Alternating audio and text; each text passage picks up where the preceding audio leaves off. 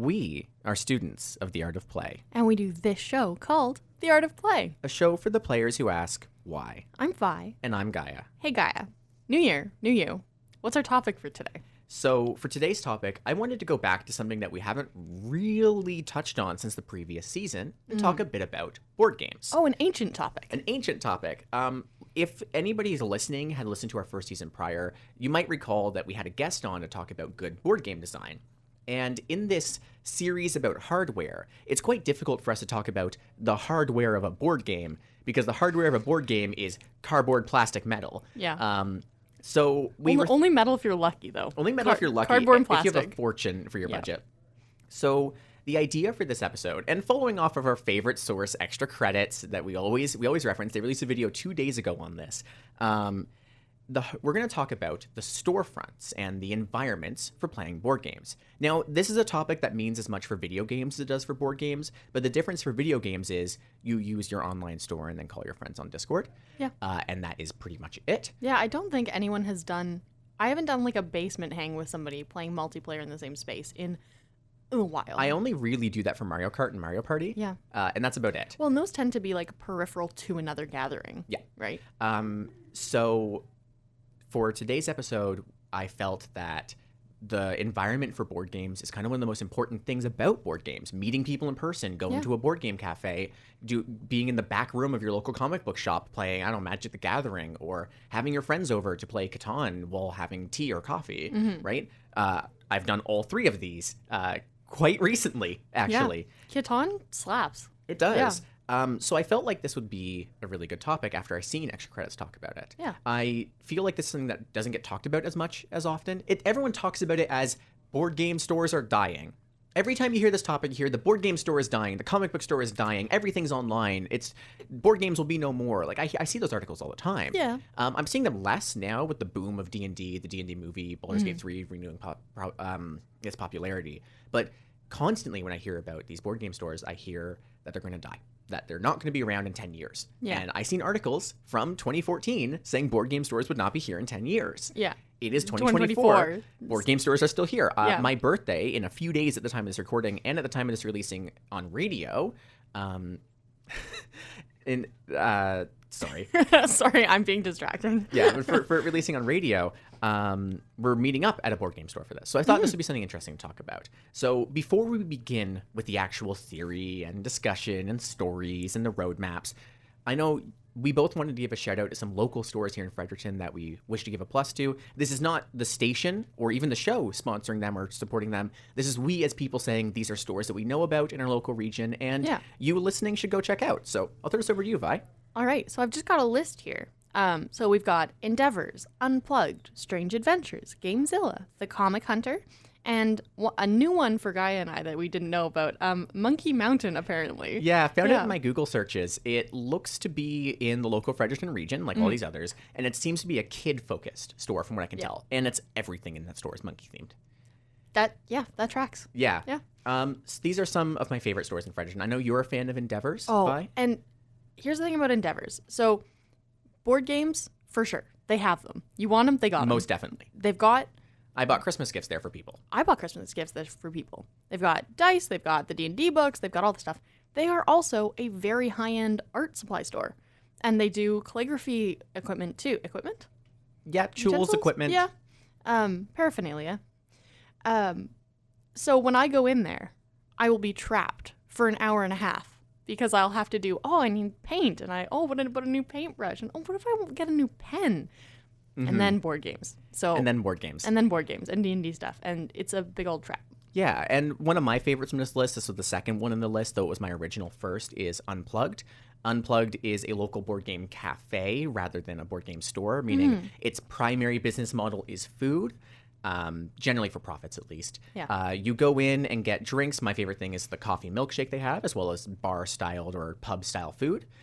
You can play games there, and if you like them, they have a back area of the store where they sell most of the games that you can play. So if you want your own copy, you can buy it and head out. Yeah, it's a pretty cozy. It's a really nice way. It's very cozy, but it's also a really nice way to just try a game before you buy it. It's very good for that. Yeah. So every year I buy a board game for my family for Christmas. That's like my family gift. So my brother gets a big Lego set that we all put together, like as a group. and then I'm like, here's a board game. And when I went in this last time, I realized like how hard it is to buy a board game you've never played before, right? Because there's something about like, okay, well, I enjoyed this board game. I'm going to buy a copy of it for a friend, I right? am infinitely terrified of the Stardew Valley board game for this very reason. I haven't been Yeah. able to play it yet. Yeah, well, it's so good to walk into a store and to have people who know the games, but then you have to have a collection of games to be able to say what they're like, which is why Unplugged is really a good option because you can just go try it, right? Even if none of your friends own it, you can just go, okay, is this something worth having? And if you decide yes, it's there. Yeah. Yeah. As well, Strange Adventures and The Comic Hunter are two local comic book stores, D&D, tabletop RPG, board game stores. I only put Strange Adventures first because that is a store that I live very close to and have been to before and I love the energy of. Yeah. Comic Hunter is pretty much the largest board game tabletop RPG store in Fredericton. They sponsor events with the university. Yeah. They have Thursday night free board game nights for students. They sponsor events all over the town, and they're wonderful as well. I'd recommend everybody to go check them out.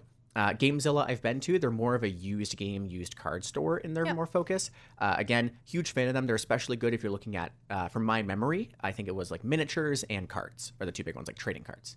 Just remind me, which one is the one by Tim's? The Tim's Downtown. Yeah. That's Comic Hunter. Yeah. Comic Hunter also has a really good collection of like used D&D books or like used source books. So if you're looking to get into this, but you don't want to pay for the source book, or sorry, you don't want to pay a lot for the source book, you can try Comic Hunter. Yeah. All these stores are great. I want to give them a shout out and show them some support from us as people who host a show Yes. on the radio.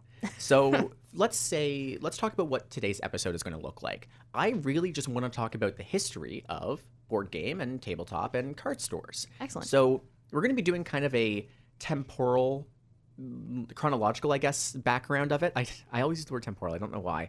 Because it sounds like tempura and maybe you're just a little bit hungry. Maybe. You know what? You have a point.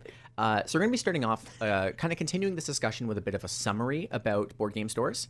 Then we're going to be talking about how they really grew big because they've existed for a long time, but they didn't enter the public consciousness until much more recently.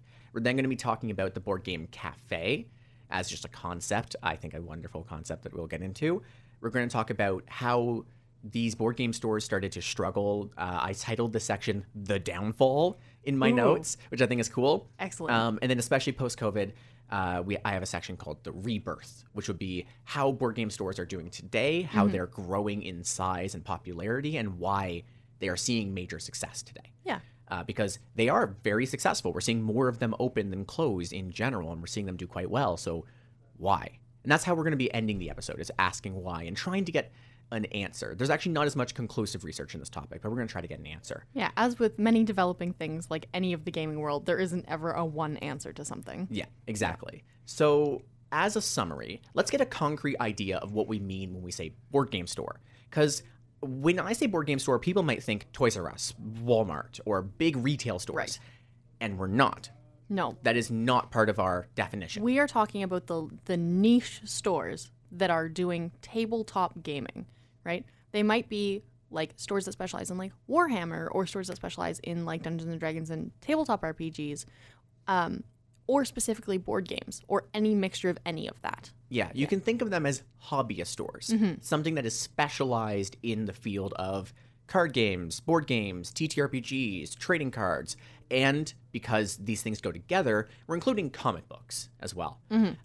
Many comic book stores also do miniatures and D&D and board games. They tend to come together. Yeah. So comic book stores are a part of this insofar as they have a gaming element that's important. Yeah, I think a lot of it comes down to that if you're interested in one of them, you'll be interested in the peripheral things. Yeah. Right?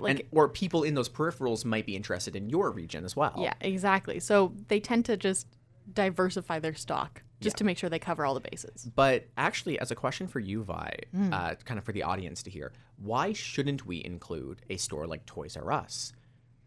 Well, I think their focus is just fundamentally different, right? They are targeted at like younger audiences specifically. Not to say that like a board game store couldn't be just board games for children, but when we're talking about the sorts of games that you think of when you think of stuff that you would find in a board game like cafe, right? We're talking like Settlers of Catan, Ticket to Ride, stuff that's made for gatherings of adults. Yeah. Right? There's also the idea that we're going to get into this a bit later, but big retail stores like Toys R Us have actually been a huge reason that board game stores were struggling for quite a period of time. In our section of the downfall, we're not going to blame Toys R Us directly, but retail stores in general are going to become a descriptor of things that have been openly hostile to this market rather than beneficial to it. So we have an idea of what we mean when we say board game stores, but I should also say that this includes one of my favorite topics, or my favorite areas of this, which is the board game cafe. Yes. Right? Again, specialty hobbyist store, but you get to play it and buy some food and have snacks with your friends. It's a really good way of saying, like, I want to spend time with you, you know, but I want to be doing something while we're hanging out, right? Yeah. And let's kind of talk about how board game stores became really big in the 2010s. Now, I want to give a huge shout out to Extra Credits again for this, but as well the community on Board Game Geek online. That is an online website that is all about board games. They have all of the stats, all of the data, forums, and plentiful information for me. Thank you, Board Game Geek, for pointing me to Flamecraft as this year's Christmas board game. Board Game Geek for me got me into Twilight Struggle, a Cold War simulation game, which I really loved. They also gave me a lot of information on the Stardew Valley board game. I haven't got it yet, but I have every intention to. Love this site. Has anybody made, I might be describing Battleship, but just hang on a second. Has anybody made the Hunt for Red October board game? I have no idea. That has to be a thing. That has to be a thing. That has to be a thing. Has to be. If it's not, please somebody make it, please, and just send me a copy. So prior to the 2010s, board games beyond the Monopolies and the Scrabbles and the Sorries and the Troubles were a niche market. Right?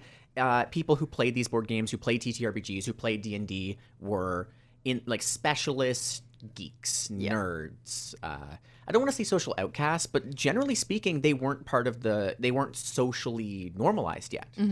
Beyond the very basics. People would play, general cards, but they wouldn't play Magic the Gathering or Yu-Gi-Oh. Right. Maybe they'd play Pokemon because biggest thing ever, but mainly people played the video games for Pokemon. And this is especially true for D&D, where for a period of time, people who played D&D were called devil worshippers. Yeah. And I know that because when I bought D&D, my mom called me a devil worshipper. Oh, fun. I just read a couple of years ago, they put together an art book of like the development of D&D art, which also kind of goes through the history of development of that. I would also, if anyone's interested in the history of D&D as a whole, if you want a shorter read than that arcane, it's like art and arcane or something like that. Yeah. I would read Of Dice and Men is very good for a little primer on this sort of thing. But they also developed board games for D&D when it was mainly like a dungeon crawler, dungeon delver kind of game. And I know early D&D as well was cooked up playing, I want to say it was Civil War simulations. Yeah, like American Civil War kind of things. Yeah, and one person was off to the side kind of thinking through unique problems that weren't covered by the rules and answering them for the players. That was, who was it again? It was. I'm pretty sure that's Gary Gygax's model, right? Where when he was developing it, he was like, hey, we're going to use some of this, but we kind of want to also play Lord of the Rings. So you guys make decisions as the party, and I'm going to be over here behind the filing cabinet, right, with my notes, telling you what's happening. Right? Yeah.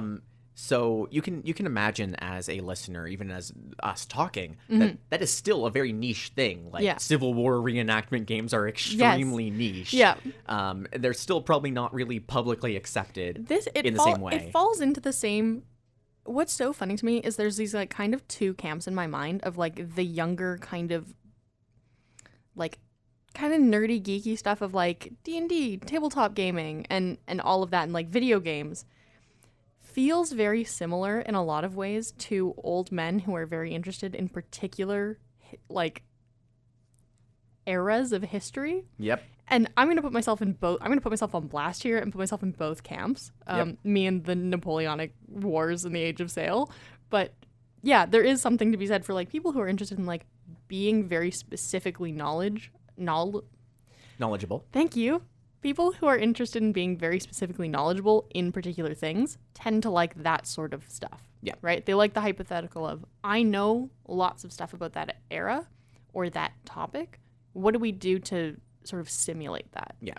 And so we kind of have established that the board game market outside of like basically Hasbro was quite niche at the time. And if you wanted to buy board games early on, you would go to maybe like the standard board games, you go to Walmart or Yeah. Toys R Us. But otherwise, if you wanted something that was unique, different, or fun, you would go somewhere like your local board game store that had rooms in the back to play games. And this was another big reason why they were niche. If you wanted to play Magic the Gathering or Warhammer or D&D, you would go to a room in the back that was not visible from the front, that was hidden away. Yeah. So like it was hard as a customer to realize there was an environment to play these games. Yes. Right? Because it was tucked away. It was hidden. They wanted to be storefront first and foremost. And this is something you can even see today. Our local comic book shop, the Comic Hunter, runs their games upstairs or in the back rooms because they're a storefront first and foremost. Yeah. I don't think that's a bad decision, but it does mean it's harder as a new person to notice. Yeah, I will say I walked into a store in Edmonton when I was there for the holidays, and their like gaming space was like, so their store is kind of Y-shaped. So when you walked in, you immediately were kind of faced with the choice of like storefront or this other space. Yeah. Right? Which was like actually kind of a cool model because the gaming space had like big windows. It was like a nice, Nice big environment. table. It was comfortable, right? Like you walked in, you immediately were like, oh, this would be a chill place to game. Yeah. Right? I had a local gaming store in Newfoundland did the same thing. It's now closed down, so I can't recommend it. But yeah, so this is a big part of the history. So why did board game stores boom in popularity in the 2010s? Well, I have some of the stats on this. Back in the 1980s and 1990s, we would see somewhere between 600 and 800 board games come out per year. In the year 2000, that would jump up to about 1,200 board games. And in 2010, around where we say this is the boom, nearly 3,000 board games came out in that one year. Yeah. So what happened? And the big answer is popularization. YouTube. The big answer is YouTube shows started to come out that were talking about board games, making them fun and interesting, playing new games, bringing in developers or media personalities or people who had an audience already to talk about these games and to play them and review them. And it's focused on games that you wouldn't play normally, like, they wouldn't play Monopoly on it, right? And this is one major show. Extra Credits talks about this a lot more in their video. I recommend everyone go check it out. But it wasn't just this. From what I know, YouTube videos were coming out at the time. People were messaging their friends. Online communication meant that people could form a community and find people in their local region to hang out with. I love that part of the thing is like the internet is killing board game stores, board game communities. And it's like, except that the internet was the reason that like it built the community and like boosted the popularity, because if you have more people talking about it, they want more stuff to talk about and more people are thinking about building games. The Reddit community r/board games is quite huge. I found lots of stuff on there for the research for today's episode as well. Huge shout out to them. They're a great place for coming up with meetups and hangout times and stuff like that. But yeah, the boom happened because people talked about board games. Those nerds, we could say, started meeting other nerds or talking to their friends about coming to join them. Right? And these board game stores had a realization of, oh, the gaming center should be more visible, right? The fact that you can play games together should be front and center. We should carry a few of those mainstream games so people can play. Nowadays, you would know those mainstream games more as like Cards Against Humanity. Know what I meme. Those games. Right? New Phone Who Dis, although that's later. That's a very new one. Recent. But like exactly. that kind of card game where it's like really easy to break out a party and be like, let's just do this. We all kind of understand how to do this.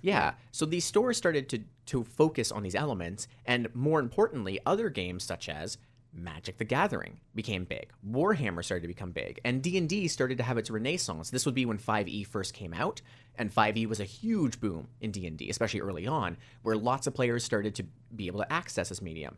And we can't ignore how much YouTube did help with that. A show like Critical Role played a huge part of this, which also helped the board game stores, which hosted D&D games. So if you wanted to play D&D and learn it, many of these stores had open gaming sessions.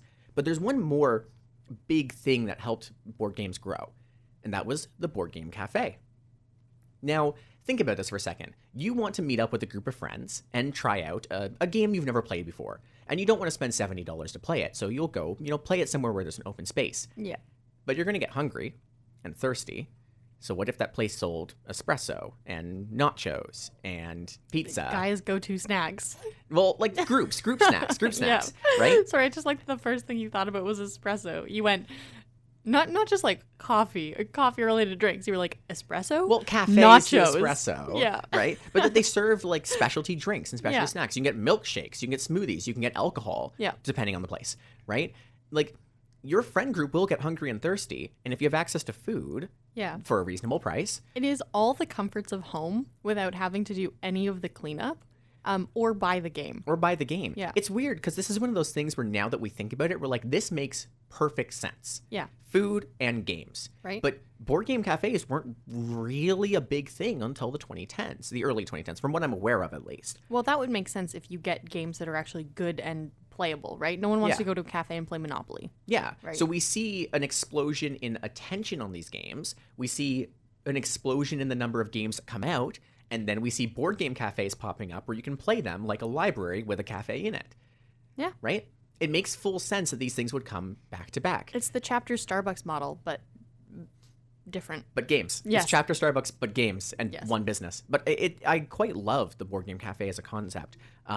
Now, they did cause some issues. Don't get me wrong. People who are playing games and decide that that's how they want to play them aren't buying games. Yeah. So it does hurt the market a little bit. Overall, they're still seen as a net positive because people tend to play games then buy them. But for a time, there was concerns on if they would be positive. But there is also the issue of if you have more stores selling games, you're splitting the market, right? Now, there's a whole discussion that has been had, can be had, and will be had on this of does more competition increase the overall user base or does it harm both businesses? And the actual answer is that when it comes to these stores, if there's competition and people are fighting over the base, they have an incentive to grow the user base, to hold community events, to do good sales, to offer good deals, and overall make it more possible for people to engage with the hobby. And that is a positive for the community. But if the user base isn't growing and they're fighting for each other's customers, that can become harmful. This is where you get into an issue like oversaturation, which we'll talk about a little bit later. But overall, the board game cafe was very positive. One major change that it brought was playing the games is at the front of the store, Yes. because that's the reason why you're going there, and buying games is in the back, which meant if you want to buy the games, you walk past people playing, and you get to see them having fun or suffering with Yeah. board games, and then you get to the back, and there's a whole place selling food and drinks and board games. Yeah. Like, even just going there to buy a game puts you in this environment where you might want to return, right? Or you might want to buy a drink on your way out. Or buy a drink on your way out. It's a great little place to be like, okay, well, I kind of want to spend some time downtown. You know, I do want to pick up that new game. I also want coffee because I'm doing the downtown day, right? Yeah. So I'll just start with that. Yeah, Yeah. or you might do a thing where it's like, I need to buy board games, but it's going to take a while for me to pick the right one. I'm just going to grab a coffee while I think. Yeah. Right? Yeah. Which, it's a very accessible area. It also was very useful for these board game stores because where board games were still growing as a market, they weren't a big market with big profit margins or, well, nothing has big profit margins anymore, but they weren't a big market. Now when you're selling food, you can focus on also making money from food. So these businesses had alternate, very accessible revenue streams, meaning if there was a bad month for board games, they wouldn't go out of business. They Yeah. would sell food, right? Or people would come to play games. And it was overall a big positive for these stores because these stores were able to survive much longer with better revenue streams. Yeah. Overall, board game cafes are some of my favorite things. Yeah, great way to buffer your revenue if you always sell something that somebody wants. Yeah. Right?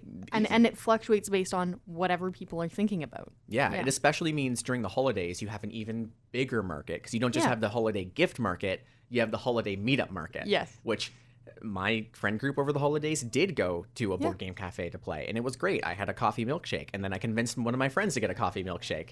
I'm not going to stop talking about this coffee milkshake. It's a good thing. I get it. I think you should just take your coffee skills and just attempt to make it. That means I have to pay for buying ice cream, though. And what's the issue there? I don't usually buy ice cream. I could. You could just. Could. What is stopping you in your whole life? What is Budgeting. stopping you from buying ice cream? I could buy ice cream. It's fine. It's like $5. Yeah, but that's $5. But then you get ice cream. That's true. Maybe I will. I also like affogatos, which is where you just pour the espresso over a lump of ice cream. So maybe I should. I'm just saying, if you want joy in your life, the only way to do it is to Ice get, cream. is to, well, look, I'm not saying that ice cream is the only way to bring joy into your life. I'm just saying It might be. it's an option if you want there to be some joy. In like ice cream is instant. That's fair. You know what? I can see that. But when talking about board game cafes, I did allude to the problem of split markets. And this is probably a good time for us to talk about the downfall of board game stores. I like this as like the fall of Rome. The fall of Rome. The fall of Rome. Like I'm picturing like, and you know, is it Nero? Well, Nero was nowhere near the fall of Rome, but he was there during some of No. the raids of Rome. Yeah. What is the phrase though? And Nero laughed. What is it? Oh, hang on. We're not going to remember it. You're going to look it up? I am gonna look it up. Okay. Well, you looked it up. I'm going to talk a little bit about the struggles that these board game stores Nero face. laughed while Rome burned. Ah. Who is laughing while the board game cafes struggle and close? So I'll try to regain the momentum from that. I'm so sorry. So when talking about all of these stores popping up, we do run into the issue of oversaturation of the market, right? Now, we could talk about board games coming out being an oversaturation, but just talking about these stores, board game cafes become a big thing. You're in a city that doesn't have one yet. You want to open one up. 4 other people want to open one up. You now have 5 board game cafes, and there surely is not enough of a market to run 5 board game cafes in your city. And this was a big problem. This happens all the time with new markets. But board game cafes ran into the issue that there were too many of them. There was way more competition than there was a market to build, right? Or people who want to pay and buy. And yeah, a lot of these stores were on very tight margins or barely surviving. Then insert the big bad disease that came in the 2020, right? Oh, I was like, what are you talking about? pandemic. I know, but you said, I don't want to get demonetized. look, you said big bad disease, and I went, What? Okay, well, the pandemic arrived in the 2020s, and a lot of these stores that were barely surviving already did have to close their doors, right? But even prior to the 2020s, this was something that was happening. These stores didn't have a market and had to close their doors and were starting to struggle, right? And this is something that even to this day you can see sometimes. Multiple stores open that are all selling the same niche hobby product, and they don't have an accessible market for selling their product. well, yeah, you're selling a niche product, right? Yeah. If you know, it's a niche product, you have to be the only one who has that thing. Yeah, Right? and Like don't that- forget, board games are expensive. Yeah. Like you need to have some funds to buy board games, Yeah. which is an advantage of Board Game Cafe. It's only $6 to play all day at Yeah. the one downtown here in Fredericton. And that's super affordable. That's Yeah. great. You pay for that. Like the Board Game Cafe pays for the game in like 10 players. Yeah. Right? If we walk in with 5 people, we've nearly paid for a game Yeah, basically. just by playing. Yeah. Don't forget the food sales. Yeah. Right? But there were other things that started to come up around this time period. Of course, there was the oversaturation of the board game market itself. Right? Like, remember the stats that I said before, how 600 games or so came out in the 80s, Yeah. or 1980, like the year. 880 came out in the year 1990. Mm-hmm. 1,200 came out in the year 2000. And nearly 3,000 came out in 2010. Well, in 2019, I couldn't get the number for 2020, 4,677 board games came out. Yeah. Imagine even trying to know all the games that came out. Imagine being a review channel that has to sort through 4,000 games. It just makes me think about how many games are developed by like big companies for sale, right? Yeah. Right? Already have in-house like game developers and artists and whoever, right? They've got the system down. But then there's also people who have an idea for like one game or make something that's based off something else, like the Stardew Valley game, right? Yeah. And then they start a Kickstarter for it, and we've got like a whole other group of things because you've got, you know, everybody can now make a game, right? It wasn't like, okay, well, I guess we'll just make this by like laminating paper and like cutting stuff out. It's like, no, we can actually make it. We just have to get the funding first, right? And that also feels like a very 2010 thing of It like, does. let's just start a Kickstarter. But this also means there's a lot of games, and a lot of people can, like, as people, we can only buy a few games, right? Do you think there's enough people buying games to support 4,600 coming out? No, there are 4 board games in my house. Yeah. Yeah. Right? Like, there's a lot of games, and it's much harder to find the very specific niche ones you might want. Of course, I think these stats are just for the US, by the way. Oh, right? yeah, Like games so- that entered the US market. Yeah. So that is a lot of board games, and that is becoming a problem. I know those numbers they did drop during the pandemic and are going up again. We will probably hit a point where the same amount come out every year eventually, but this is still doubling every 10 years. Yeah. That's a lot of games. I don't think I want a year where nearly 10,000 games come out. No, it's so hard to be a game that is like recognizable by name. Like that's huge. When you walk into a store that's selling board games, you kind of want one that you've heard about, Yeah. right? But it's hard to do that. It's hard to make a game be heard in a market that has 5,000 games come out in a year. Yeah. Yeah. And we've seen this issue in other markets. Steam and the PC gaming market had this issue in the what year? It was like 2015, 2016 around, where they allowed any indie game to get published on their store by being greenlit and later just published anyways. Yeah. Right? And Steam was flooded with games. And nowadays, as an indie developer on Steam, it's near impossible to find a market. You need to get a market immediately with a good pitch, a good video, good art design. You need quality. You have and to lucky. You have to have a product that you can market before the game even hits Steam. Yeah. Yeah. And this was a huge problem with Steam. I think Steam has, for the most part, figured it out. But it used to be that if a game hit Steam, it was a good game you would play, indie or not. When Super Meat Boy hit Steam, everybody played it. Like, it was a massive hit, despite the fact the game was quite small and otherwise not remarkable at that point in time. But it made it to Steam. But nowadays, making it to Steam does not hold that prestige. And the same is true for these board game markets. Getting your game in a store no longer guarantees that you'll make enough money to get your initial investment back. Oh, yeah. You need to be good at marketing your game. Yeah, it's for me it's also analogous to the like fantasy book trope thing. Oh my gosh. That drives me crazy. Like, you know, you'll see someone will make a TikTok or a reel or whatever, right? Where they go, "Hey, do you like these tropes? You should read this book." I'm like, that doesn't tell me anything. Yep. That actually tells me like negative information. I don't know why any of that's happening. I don't know what your overall storyline is. I've never seen books that are so long that take so long to say nothing. There is a group of books that I will not name. 48-hour audiobooks. Nothing happens. Yeah. Yeah. Yeah. Every market that grows large and has a large audience and possibly large profits, if you're successful, will see this happen. It's normal that it happened to the board game market. It's just kind of sad that it did so soon. Yeah. Right? But also, there were other issues in oversaturation because I didn't include expansions in those numbers. Oh, those numbers don't include any expansions. They also don't include re-releases or retail exclusive releases or Patreon exclusive releases or Kickstarter exclusive releases. From what I know. Wow. Okay, Like, I hadn't even thought about that. There's some games that are like Kickstarter exclusive, bonus Kickstarter exclusive, top donator Kickstarter exclusive, Walmart exclusive, Toys R Us exclusive, local board game exclusive, right? Like, oh man.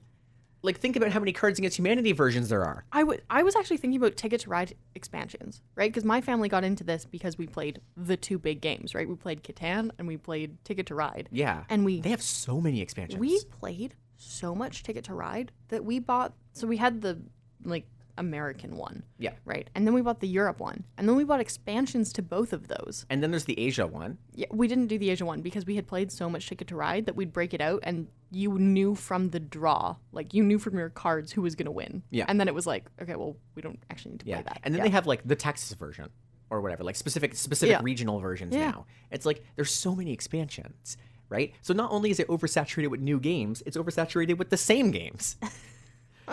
Yeah, which is something I feel like maybe you don't see in a whole lot of other.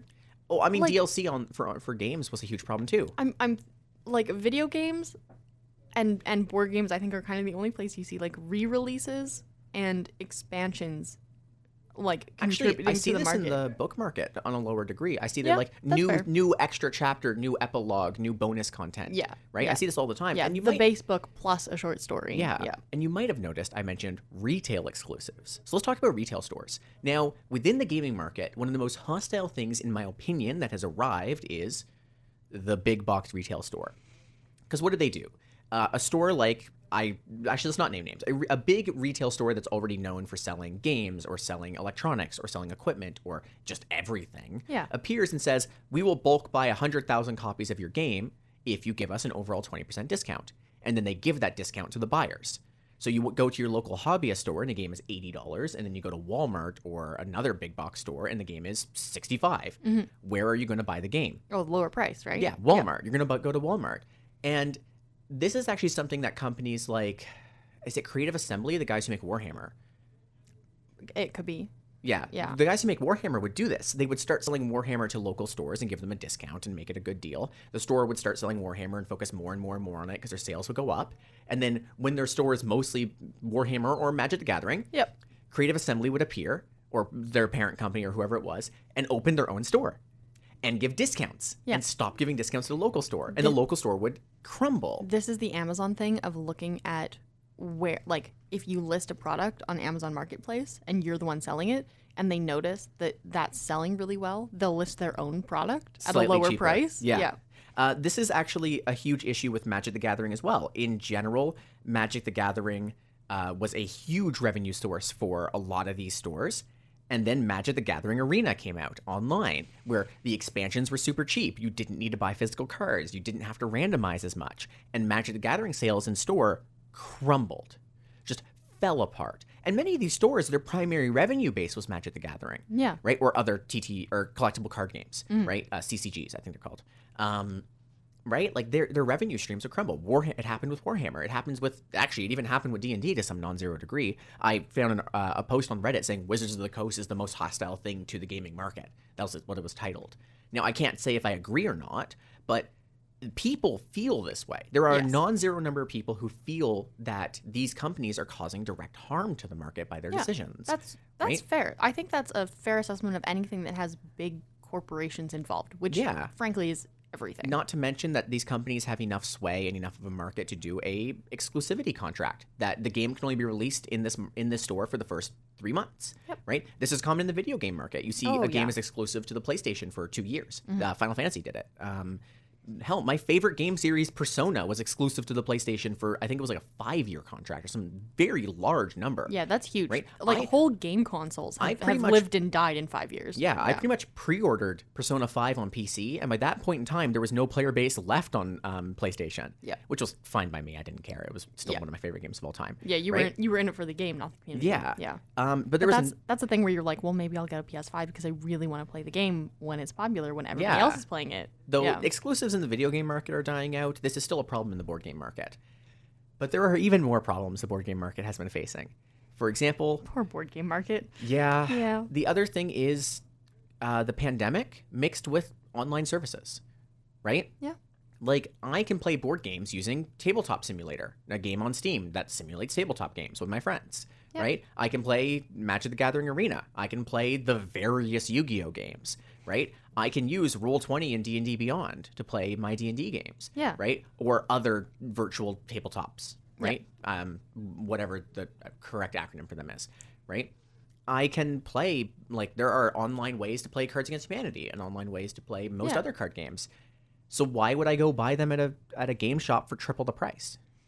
I think part of it, at least in my experience, is that people sometimes want to specifically not be, like, interacting with technology, right? So, you know, I will have friends get together and play a board game because they don't want to be on their phones, right? They don't want to be sitting at their desk anymore, right? It's one thing when video games, like, require everybody to have their own piece of equipment because that's what the game runs on. Yeah. Right? Like, you need a computer in front of you and I need a computer in front of me.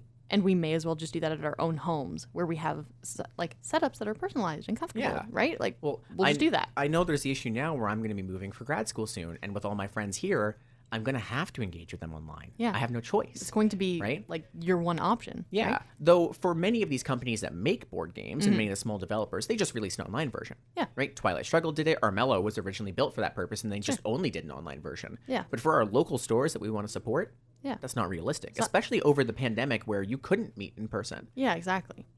But if you want to have a gathering where you have food and you have your friends over and you want to be in the same physical space as people, which is, like, super valuable and also fun, right? And you don't want to be looking at a screen, it's great. Right? Yeah. We're going to do this thing. And that's it. And that's really where we get into the topic of, or at least what I titled, the rebirth of the market. Yeah. So this is the positive part of the show. So let's give a quick summary of what we've talked about up to this point.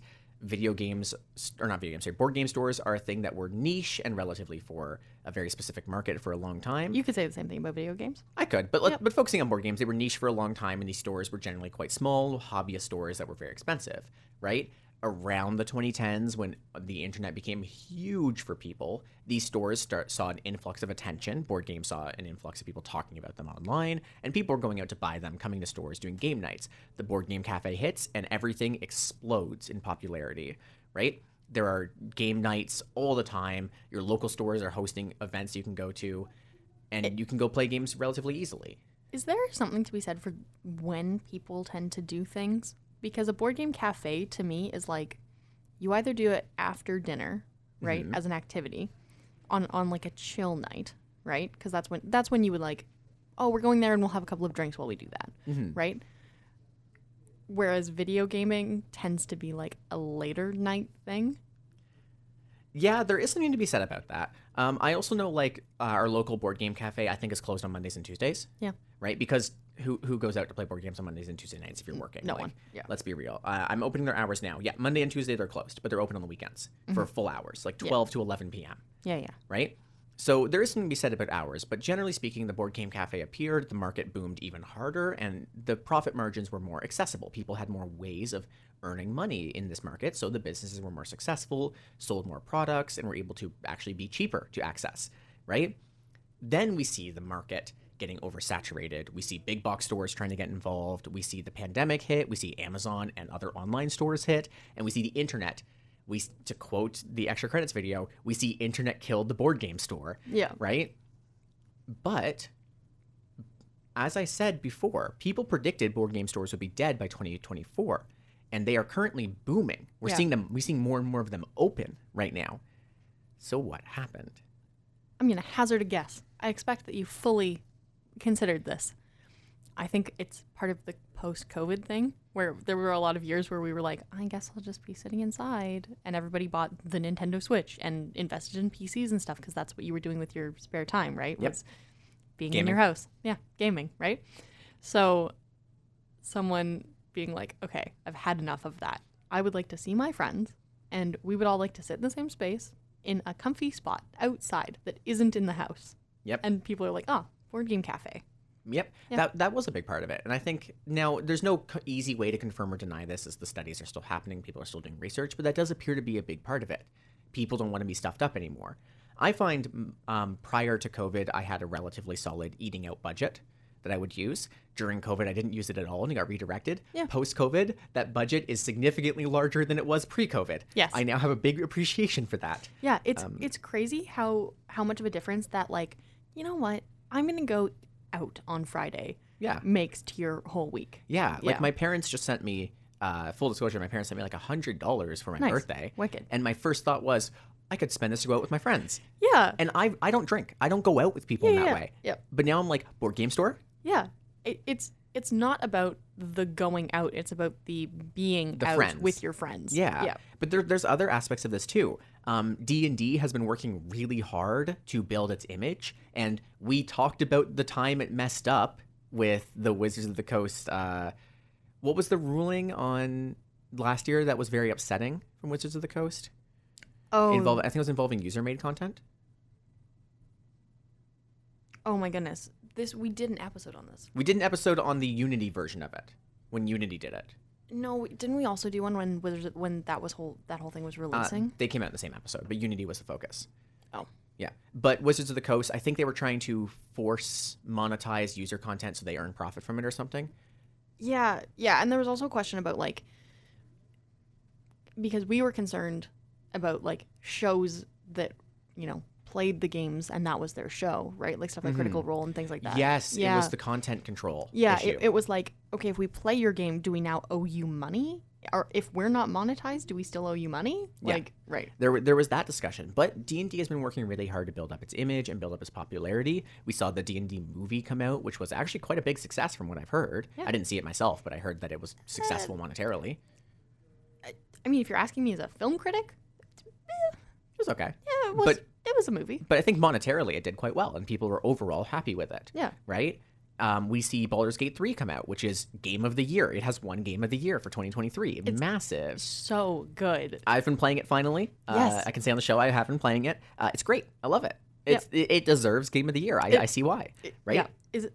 Oh, so good. So good. I we're can't also wait till you get seeing- to the Act 2 plot twist. Yeah. Yeah. But we're also seeing a big boom in TTRPGs in general. Pathfinder has released its second edition. I'm guessing you didn't know that by your facial expression. Didn't know that. But Pathfinder is growing big. Other TTRPGs are coming out and being big. In my own friend group, we have just invested in Kickstarter for a goose-themed TTRPG where the whole purpose is to cause chaos. Well, I mean, yeah. We also see a standardization based on the 5e system, right, and the D20 system that everybody's using now. So it's easier than ever to pick up new TTRPGs. Oh yeah, and people make systems for people to make other games. Yeah. Right? Like, oh my goodness. Is it the Apocalypse system? I think there is an Apocalypse system. Yeah, anyway.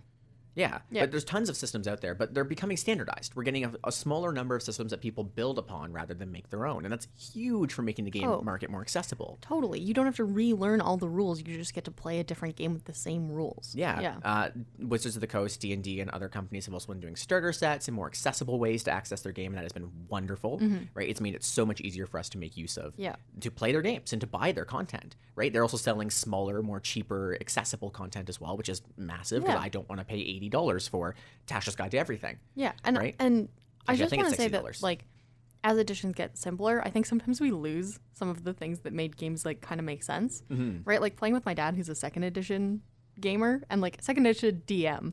So I'm like, okay, you do this to figure that out, and he's like, don't I get bonuses for being behind him, for flanking him? And I'm like, no, like we could play with flanking, but we're not. Yeah, right? Every time my friends, when they play with me, say, do I flank them? I'm like, are you okay with them flanking you? And the answer is no every time. Yeah, right? Because they know the second that I allow flanking, I will flank them constantly. It will become a Fire Emblem game. Yes. Yeah, and the other thing is that, like, we get, like, yes, it's simplified and easier to access, but then sometimes I'm like, did we hurt the quality of the game itself by doing that?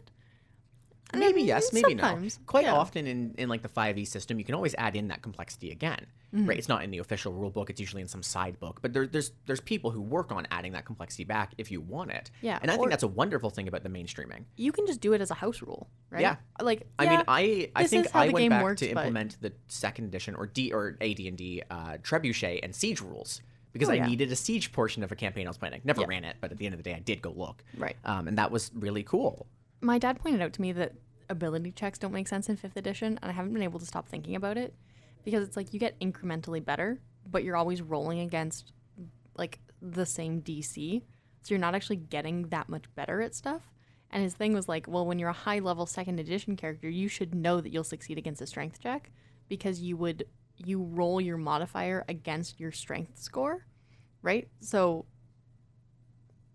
we can talk about this later. Yeah, but there's a house rule in D&D where if a person who obviously could do something is going to do it, you can approve it. Like I think that's in the rule book that it recommends the DM do that. Yeah. For like if at a low level they need to use a strength check to bust down a door, if somebody is a like 15 level barbarian, they can bust down doors. You can bust down a door. Yeah. Right. And I think that's a good rule. It's the critical role open a door problem. Yeah. Of like we open the door. Oh, it's a push door. Like, oh, okay. Right? Like, why are we getting stuck for 20 minutes trying to open a door? Like, it's a door. Yeah. You should be able to do that. Yeah. Just to throw in some other more stuff too, not just TTRPGs, but board games and card games and stuff in general are becoming more mainstream. We're seeing Cards Against Humanity kind of build an entire format of the black card, white card, like base build upon theme with a judge. We see this in games like Super Fight, Know What I Meme, and stuff like that. We're seeing this standardization of how to do those party card games, which I think is great. It runs into the issue that these games are kind of copying each other to some degree, but it makes them more accessible and easier to play. Yeah, I think it's the thing of like, can you copyright a chord progression, or is that just a style of a song? But these styles have been wonderful for these things. But more importantly, and I think this is a huge thing that these board game companies, storefronts, and stuff have been doing, is community building activities. We have discovered that if you want to survive as a board game market or as a board game store, as a niche hobby store, you need to provide something to the community beyond the product. The product isn't enough anymore because anybody could sell the product. You need to be the central hub. Yeah. And we see things, and we mentioned this before, but the Comic Hunter here in Fredericton hosts a Thursday game night with the university for students in one of our buildings, right? That is openly accessible. It's on their website. Go check it out, right? I know that some places, maybe Endeavors does this, I can't remember, hosts a painting your miniatures night. I don't know if Endeavors does it, but I know Endeavors does it. I think Card Hunter has done it before. Or Comic Hunter. I think Endeavors doesn't really have the space to host. They have an upstairs lot section. Of stuff. I'm not sure though, Wow. but I do know Endeavors does host events. I don't know Yeah. what they host. The Board Game Cafe has hosted events in the past. I don't know how many they've hosted because I didn't go and look before this episode, but they have hosted things. Yeah. And becoming the center of the community has become important, Yeah. right? It also just kind of makes sense from a business standpoint, right? Yeah. The people who are interested, who will buy the things that you sell, you want them to know where you are. Yeah. And Comic Hunter has open access Monday TTRPG and board game nights where you go to the top floor, bring your own material, or buy some or rent some. And I think that there's a fee for the whole table, but playing doesn't have a fee. It's just a fee for renting the space, right? And you play games Monday nights. And it's wonderful. You can go until 10 p.m. I've been up there. I've done it. I played Vampire the Masquerade up there. Actually, a pretty good game. I recommend it. Cool. But like that's a wonderful thing that they have this open space that is accessible and advertised, right? Yeah. Advertising it is a huge part. And a lot of these stores have started to build themselves as a pillar of the community, not just for those who are enthusiasts, but those who just want to play with that one friend who is, right? And that is a huge thing for the resurgence of hobbyist stores and board Oh yeah, game stores. and it can be a really good way to get a friend into gaming, right? If you're Oh, the yeah. only person who has this niche interest, and you're like, oh, I just want one of my friends to be able to play with me, right? You bring that one friend who's a little bit interested, right? And you go to a group of people who are also experiencing a similar thing, and now you've got a group of 6, and you could actually do something. Yeah, you bring them to a board game cafe or a Yeah. gaming night, like an open table night. Yep. I know tons of these places do nights where it's like, these tables are open access, you can come join at any time. They're playing D&D, they'll give you a quick rundown of the story, you're in. Yep. Right? They'll give you a character if you need, right? That's a wonderful thing that's Yeah. available to people, right? So we're seeing this resurgence because, first of all, people want to be around their friends. People want to be outside. They want to do things, right? Yeah, like easy money. People Yeah, especially want, post-COVID. yeah, people want to hang out with their friends. Yeah, easy. But we're also seeing these pillars of the community rise that are focused huge on these events, right? And we're seeing the standardization of games finally, the point where you know what to expect. And it's the small differences in that standardization that makes the game fun now, right? Like, I still think one of my favorite party games is Super Fight, where you have to build a superhero and someone else builds a superhero, and you two have to argue how you would beat the other one in a specific scenario. That's and pretty then good. everybody else at the table votes who wins. Yeah, that's a really good way to just like have it. Like that's a debate that would come up in friend groups, right? Like, Yeah. well, telekinesis obviously beats flying, right? Well, there's also like bad powers as well, right? Like I think I did one where I played Michael Jackson, but there are 50 of him. That's too many. And then I think I played They All Have Wings. So I had 50 flying Michael Jacksons as my superhero fighting against my opponent, who Does that count as one superhero though? it technically counts for the argument, yes. Okay. And my opponent, I think, played like a velociraptor with a gun. But I think it was like a velociraptor with a gun. And then, because you have to play one random card. So, Yep. And they definitely got a bad one. I think it was something like, it may have been like they have asthma or something. Like they struggle with breathing or something, which was, I think unfortunately 50 Michael Jacksons with wings wins over a velociraptor with a gun and asthma. Yeah. Unless you can convince me that asthma is a weapon. superpower. Yeah. my superpower is asthma. I can't breathe. Right? But Yeah. like that's the thing. I think it's like I love seeing these games come out, and they're very fun nowadays, being standardized and having just these minor differences compared to the past where every game took you like a year to learn. Yeah. Right? And yeah, I don't know. This is kind of everything I had for Internet Killed the Board Game Store. Internet Killed the Board Game Store is a very good title for this episode. It is, though that would be copying Extra Credits, who Oh, that's unfortunately. just what they titled their episode. Thanks, extra credits. We'll come up with our own title. Gaia, if you were going to open a board game store or board game cafe, what would you call it? What would I call it? What would you call it? I'm actually not sure. Do you have a name for what you would call one? I think I would try to do like a play on the word board. It might be BORED, but I would do like not board games. Which is like, I think I could come up with something better, but in this like 30 seconds, that's the best I got. Admittedly, I actually really like the name Unplugged that is like that we already use downtown. I think Yeah. that is a wonderful name. It's a pretty for good board name. games. Yeah. I mean, I would want to do like an and chill joke. I think board that's games fun. and chill. Board games and chill.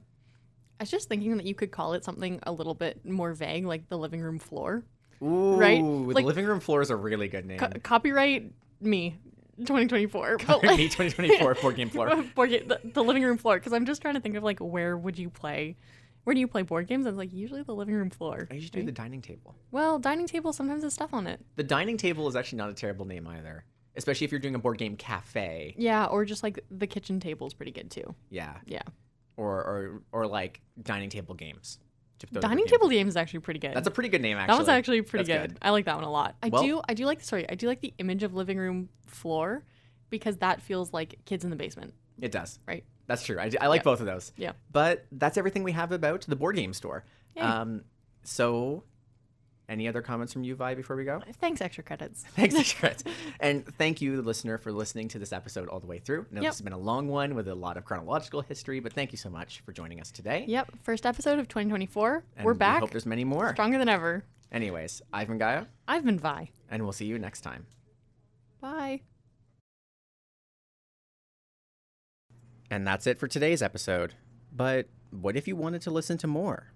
Well, our new episodes come out every Thursday at 9 p.m. Atlantic, and there are 3 different ways that you can listen. If you're in the Fredericton area of New Brunswick, Canada, you can listen live on CHSR 97.9 FM through any of your radio services. If you're not in this region or you prefer using the internet, you can tune in on chsrfm.ca at the same time, 9 p.m. Atlantic. As well, we release all of our episodes on a number of podcasting platforms online, including Spotify, Apple Podcasts, and more. So if you wanted to, you could go back right now and listen to Season 1, where Vi and I do a deep dive into the fundamental concepts of game design, rather than the hardware they'll be taking up this season. Anyways, thank you for listening, and have a good one.